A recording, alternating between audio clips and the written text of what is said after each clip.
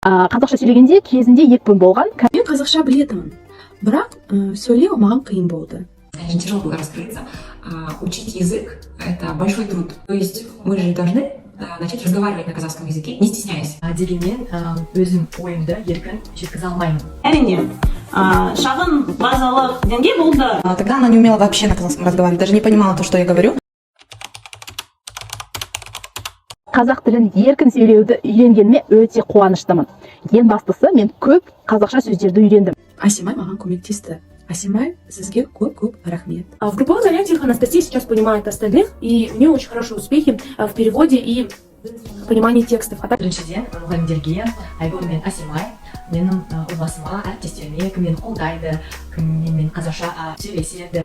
Бірақ 10 сабақтан кейін мен сөйлесіп, әңгімелесуіне түсіне аламын. Сейчас она уже со мной разговаривает на казахском на разные темы, может о себе рассказать. Вообще тексты без перевода даже понимает. Бір жарым ай сабаққа келіп жүрмін.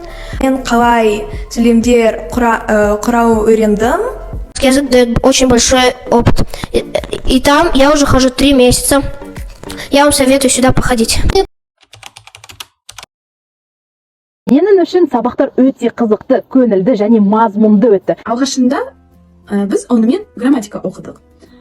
Кейін қазақ тілі көп сөйлесе бастадық.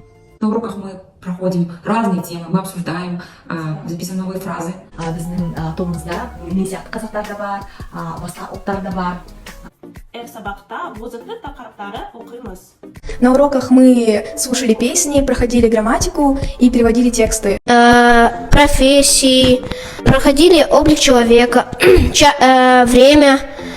Потом мы еще проходили местоимения, проходили present simple на казахском. Қазақ тілін үйренуден қорықпаңыздар. Бір нәрсені бастау ешқашан кеш емес екенін ұмытпаңыздар. Ана тіліңізде үйренуден қорықпаңыздар. Рекомендую все-таки начать это и начать именно в команде в казахша үйрен. Алда әлі көп жұмыс бар, бірақ ең бастысы бірінші қадам жасауда.